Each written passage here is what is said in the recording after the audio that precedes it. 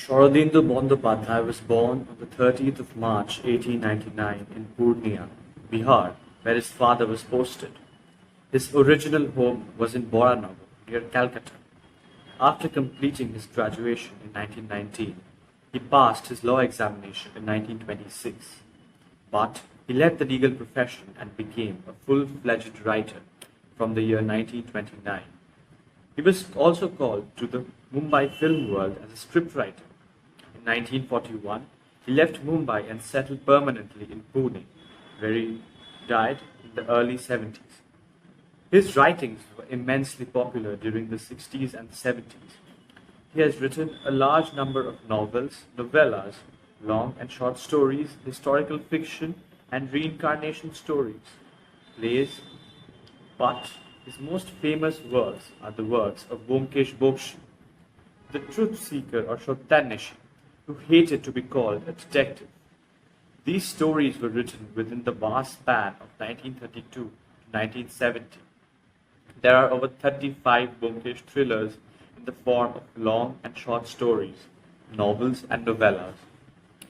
Byomkesh was introduced in the story Shottanishi, where he first meets Ajit Bandyopadhyay in the mess house while staying there incognito to solve a case. Ajit, the writer, then joins Byomkesh and becomes his constant companion. Even after Byomkesh marries and settles down, Byomkesh Bakshi was popularized by Doordarshan in a serial with the same name featuring the well-known actor Rajat Kapoor. Satyajit Ray also picturized a novella by Shorodindu, Chiriyakhana or The Zoo.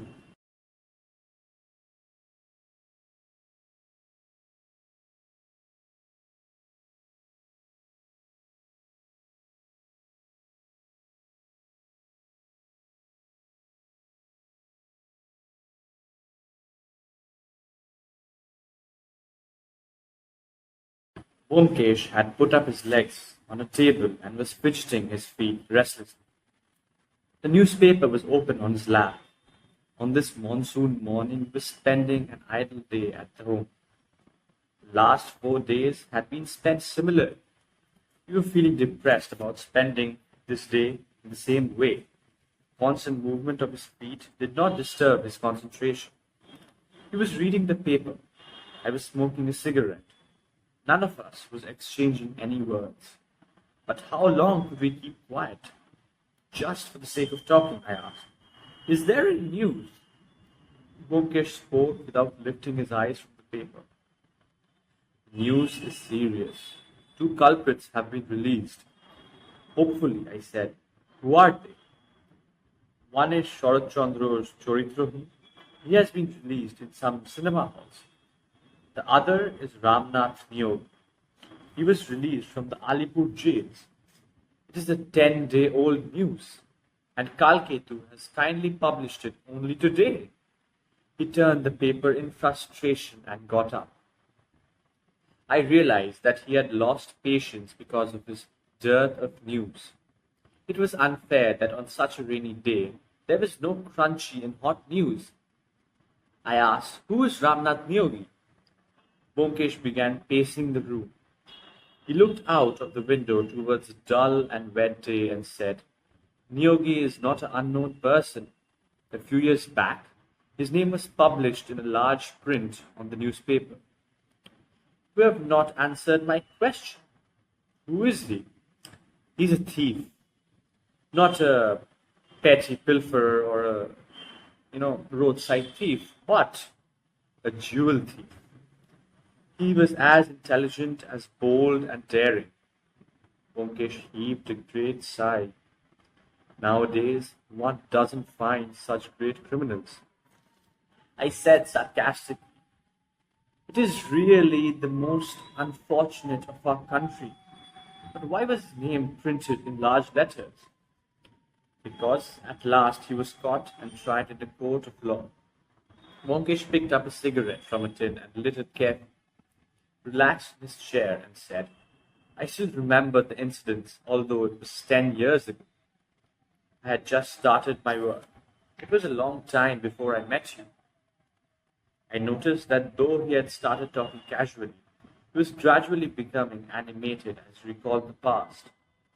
I thought that it was better to listen to an interesting story on a dull, lazy, rainy day rather than be bored, so I said, "Tell me the story." Byomkesh said, "There is no story, but the whole incident is a mystery to me. The police had worked very hard and showed some success too, but could not retrieve the real thing." What was the real thing? During that year, there was a sudden spate of jewellery theft in the city of Calcutta.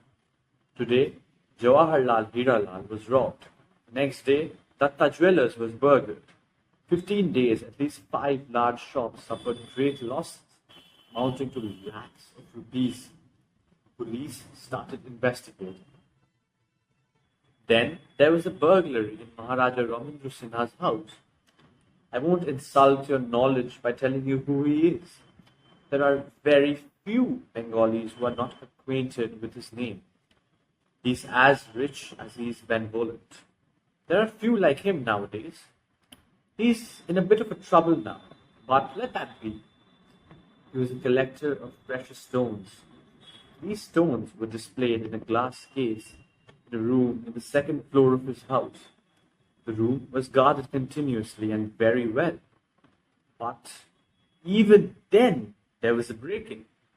2 guards were found lying unconscious, and quite a few jewels were stolen.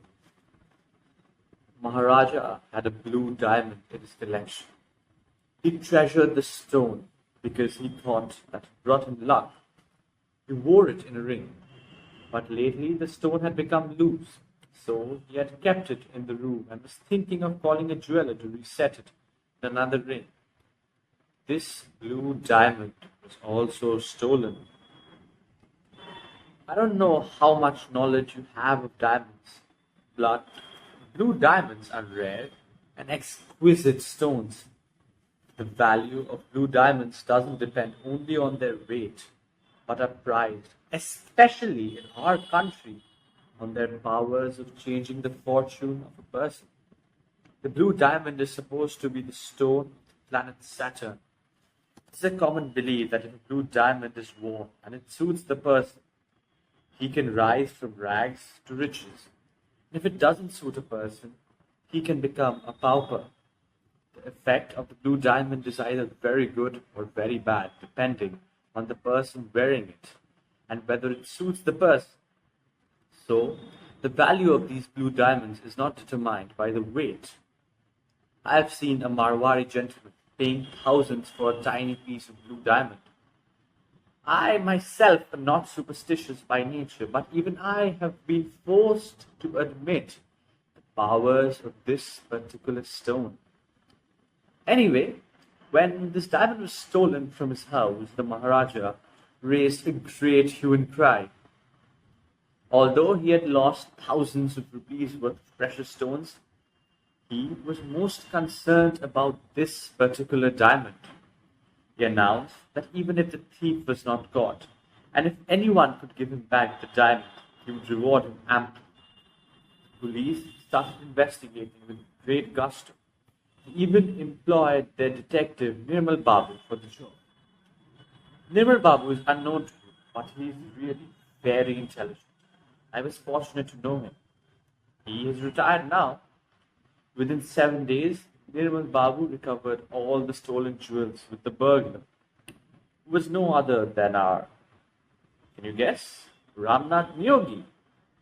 Although all the stones were found after searching his house, the blue diamond was missing.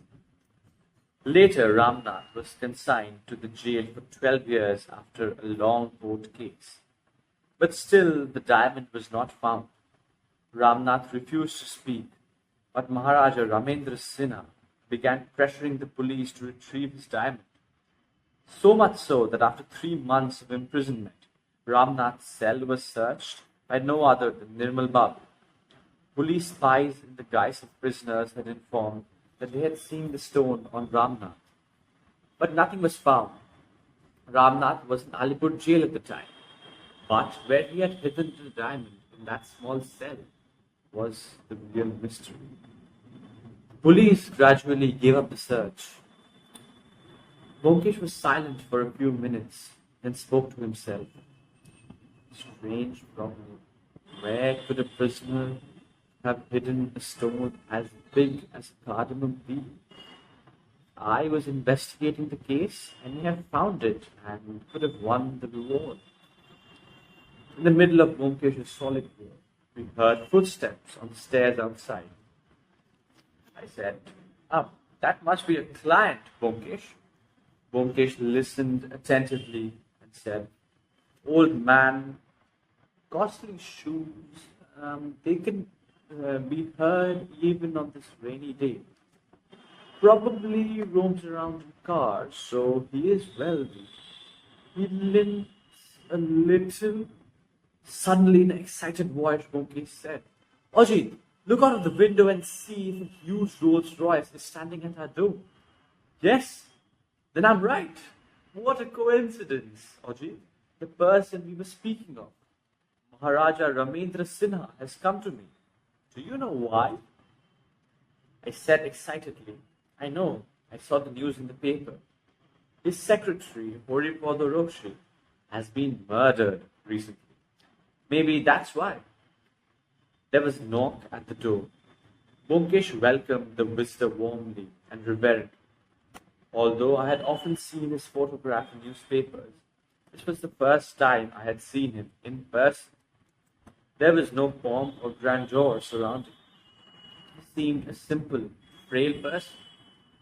There was some problem in his leg for which he limped a little. He was over 60, but his skin was not wrinkled. He had an air of calm dignity.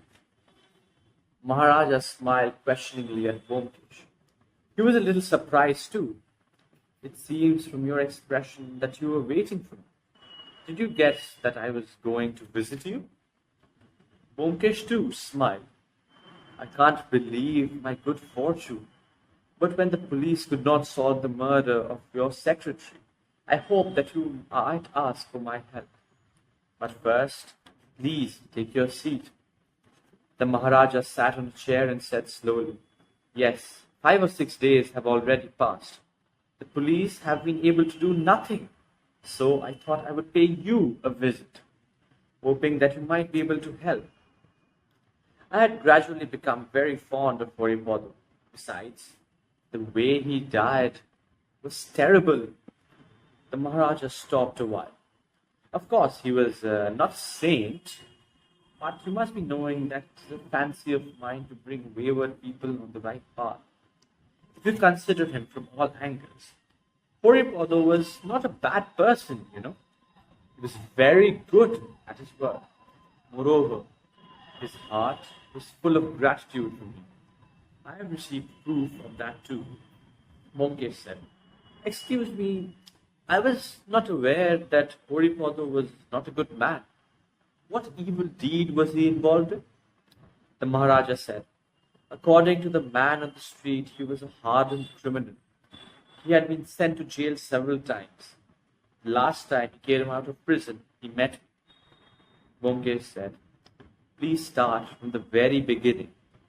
I have read the news in the papers, but it is so inadequate that I could not come to any conclusion. Please assume that I know nothing and relate every detail. That will help to understand the case. The Maharaja said, All right, I'll do that. Then, clearing his throat, he began. It was about 6 months back, about the middle of February, that Horipada first came to see me. He had come out of jail the previous day, disclosed everything to me, and concealed nothing. He told me that if I gave him a chance to live an honest life, he would never go back to his criminal ways. I felt sorry for him. He was below 40, but already he had visited the jail 4 times. The last time he had been caught on charges of theft and forgery. His sentence was a long one. I found out that he was sincerely repentant. I asked what he could do. He said that he did not have much chance to study because he had been sent to jail several times up to the age of 19. Even then, he had managed to learn shorthand and typing. He assured me that if I employed him, he would serve me faithfully.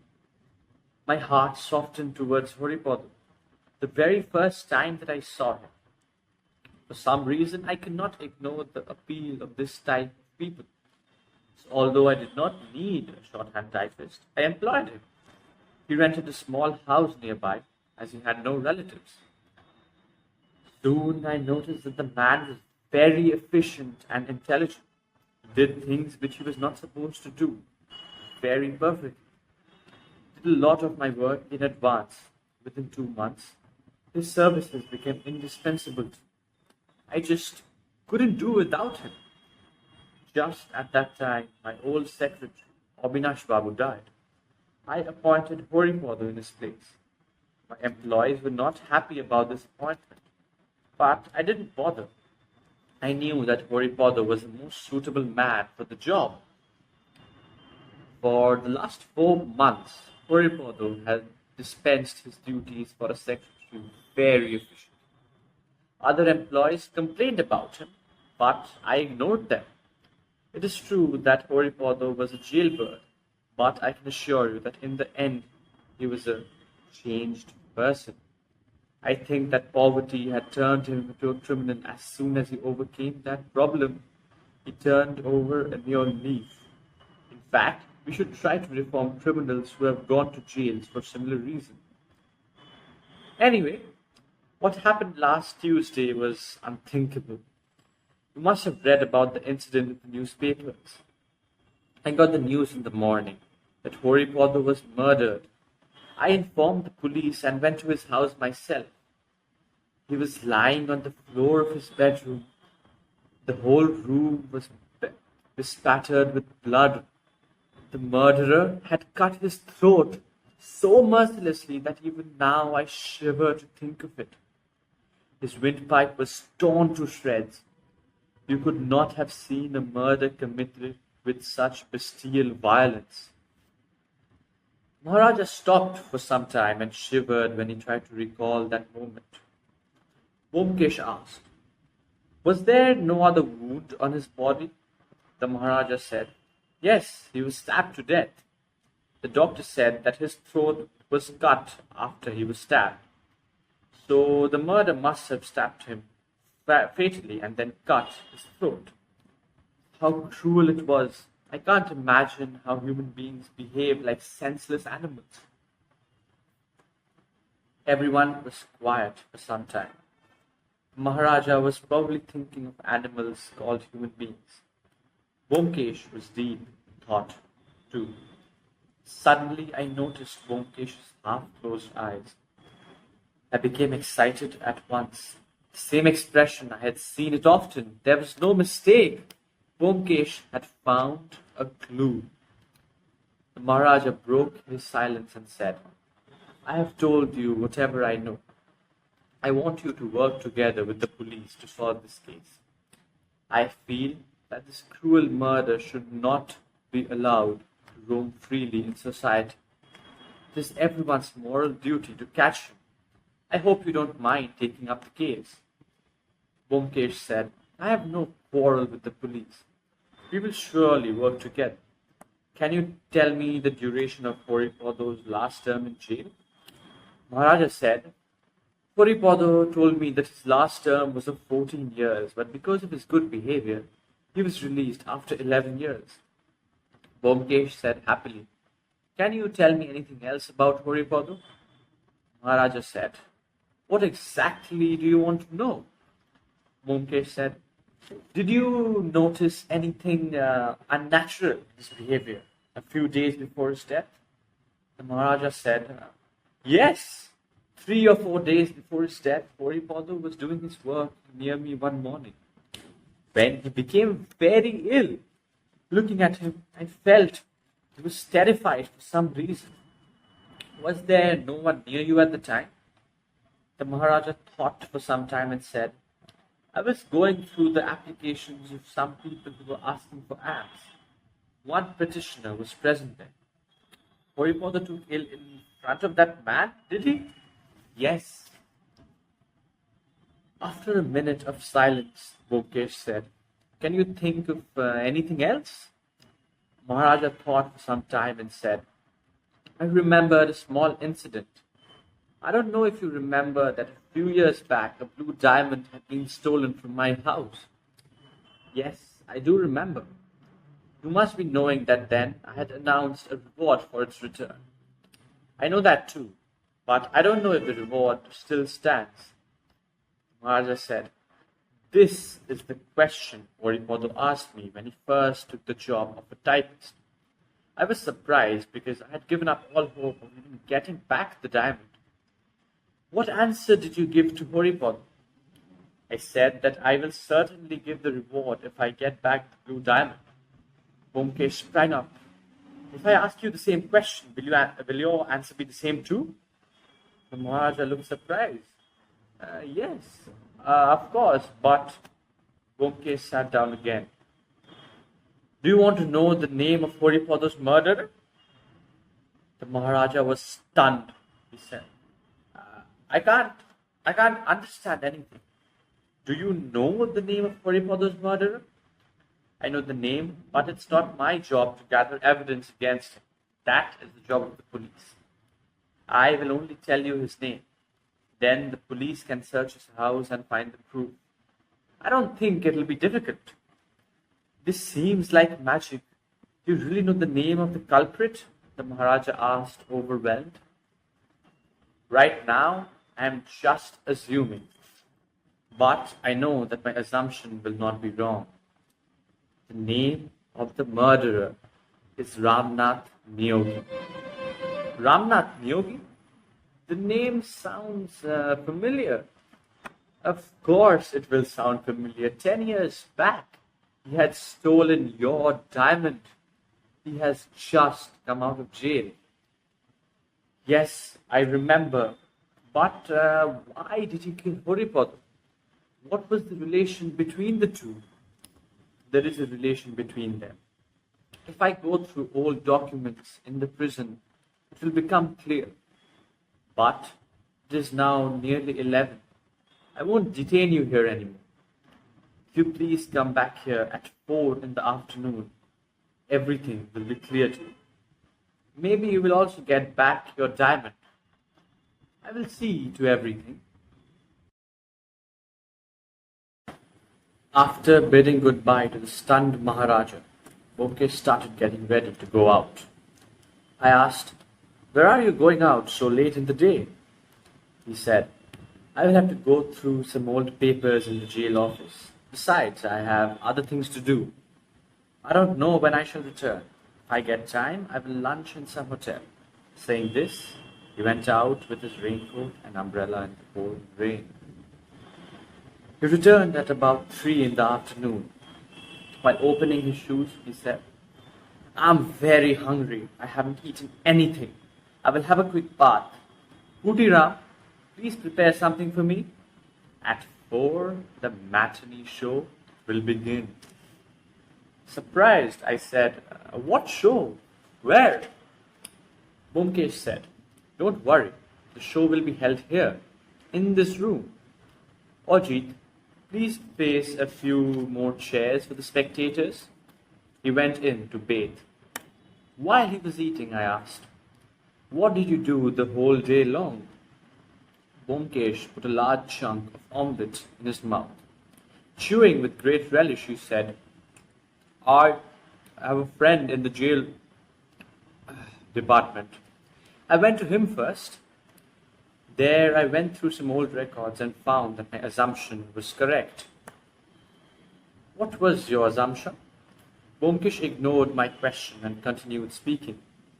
After finishing my work there, I went to Bidhu Babu, the police inspector. The area in which Horipodo was murdered falls under his jurisdiction. The police officer in charge of the murder is Purna Babu. I explained everything to Purna Babu. Then I buttered Bidhu Babu sufficiently to get my work done. But what work? I asked desperately.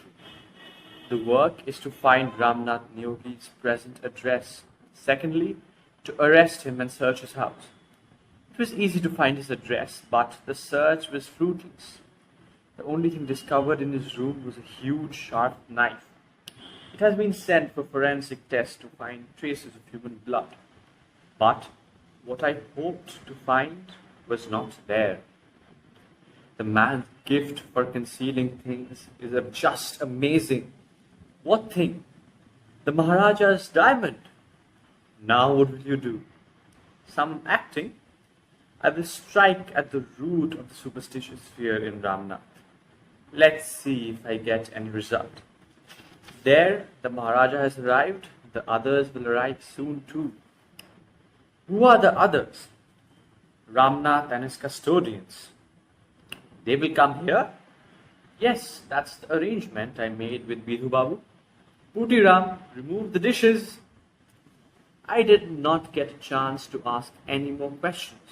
The Maharaja entered the room as the clock struck 4. He was punctual, just as expected from a person of his stature. As soon as he sat down, we heard the footsteps of others. Soon, Bidhu Babu, Purna Babu, 2 sub-inspectors, and Ramnath entered the room. There was nothing unusual about Ramnath. Probably his nondescript appearance was a good foil for his profession.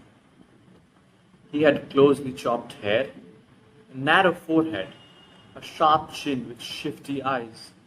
He wore a very old multicolored leather-buttoned sporting coat, made probably before he went to jail. He wore a pair of unexpectedly large rubber boots. He looked a comic sight. Never would one imagine that he was a dangerous man. Byomkesh pointed towards Ramnath and asked the Maharaja, "Do you recognize him?" "Yes. He was the one who came for alms that day." "Now, all of you, please take your seats. Bidhu Babu, you know the Maharaja. Please sit next to him. Ramnath, sit here." Byomkesh pointed to a chair next to the table. Ramnath sat down without a word. The 2 sub-inspectors sat by his sides. Bidhu Babu glared at everything with a superior air of gravity. He could not accept the fact that someone unofficial was about to happen in his presence. His expression and behavior showed that he was very uneasy and indignant about the whole thing. Byomkesh sat in front of the table when everyone was seated. He began, "I will tell you a story today. It is not imaginary story like the ones Ajit writes, but true story.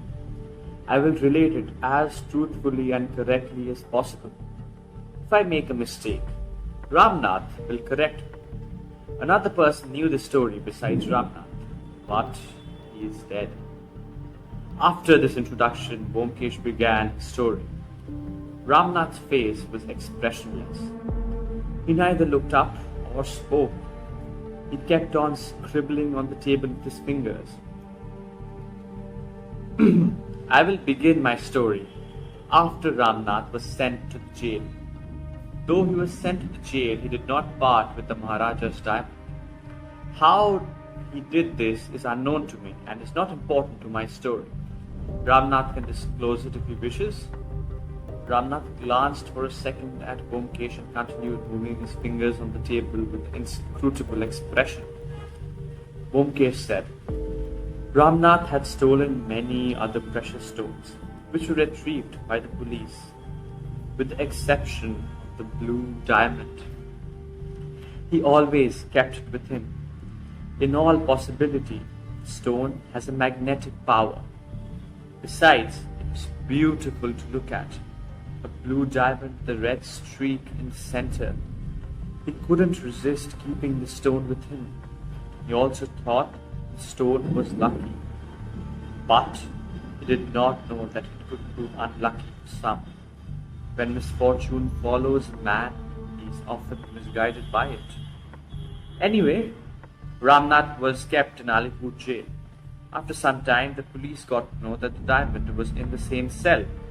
His cell was searched, but nothing was found. So where was the stone? The second prisoner in the cell was Horipodo Rokke. Horipodo was an old criminal. He had spent years in jail right from his childhood. He knew many tricks. Those who deal with jailbirds know that many criminals can make a kind of pocket inside their throats. It sounds strange, but it is a fact. The prisoners cannot take money into the jail, but most of them are addicts of some sort. They need to bribe the wardens to bring drugs from outside. So they keep the money in these bags inside their throats. Those who have served jail terms from an early age are experts in this. Senior police officers are aware of this. Horipodo made a pocket inside his throat. When Ramnath began sharing his cell, the two became quite friendly. He got to know about Horipodo's special trick. Then the police raided the jail one day. There was no place to hide the diamond.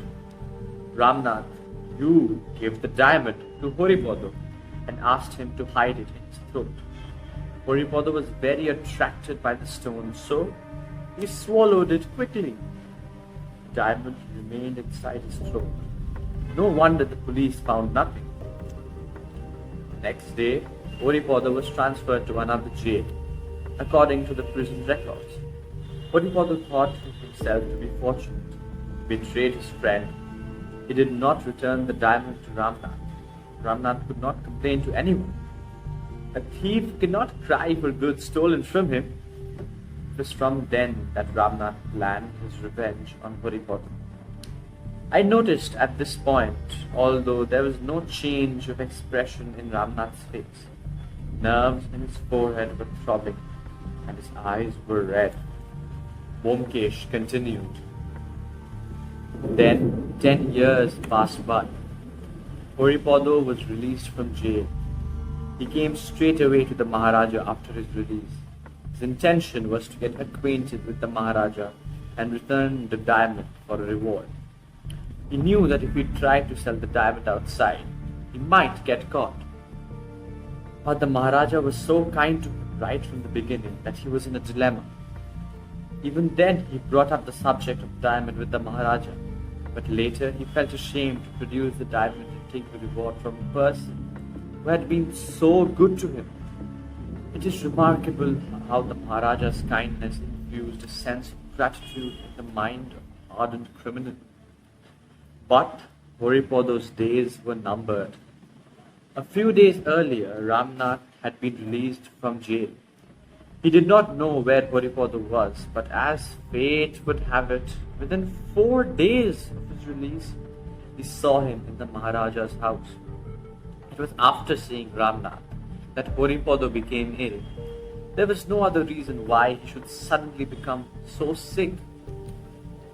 The spark for revenge which was burning in Ramnath's heart for the last 10 years burst into flames. It was easy for him to find out where Horipodo lived. Then, that fateful night, he went there. Till now, Byomkesh was facing all of us. Now suddenly he turned on Ramnath. Ramnath was staring at Byomkesh with unblinking eyes, like that snake. Byomkesh pointed at him with his finger and said in an intense, low, magnetic voice, Ramnath, that night you tore apart Horipodo's throat in search of the diamond. Where is it now?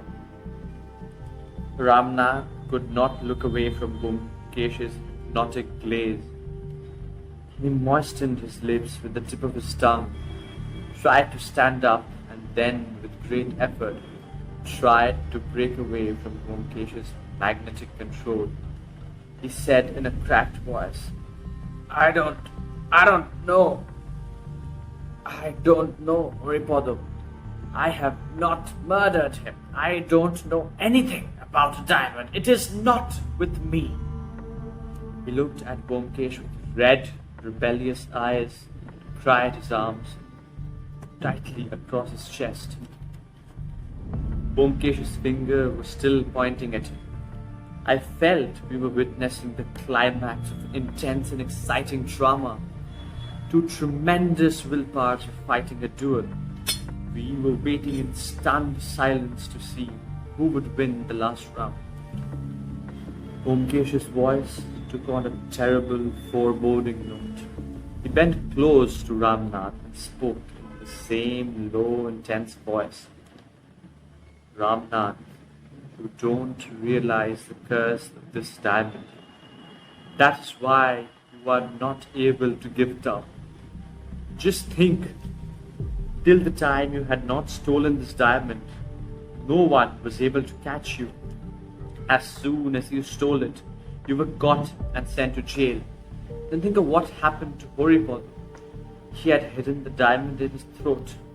Look what happened to his throat. No one knows it better than you. If you want to live, give back that terrible diamond.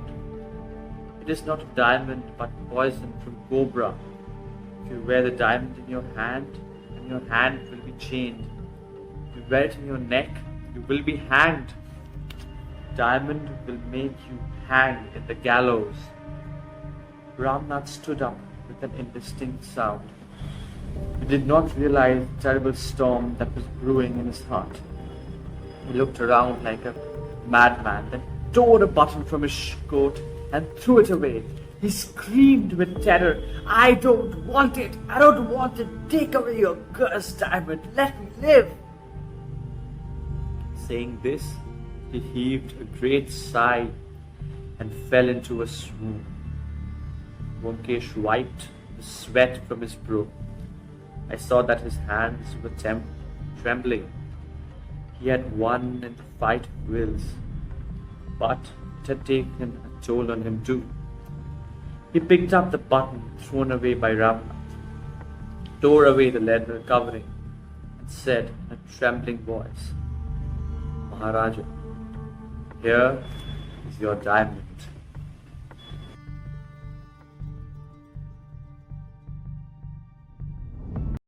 If you enjoyed today's story, kindly hit the subscribe button, drop a like and share it with your friends. And stay tuned for the audiobooks in the future.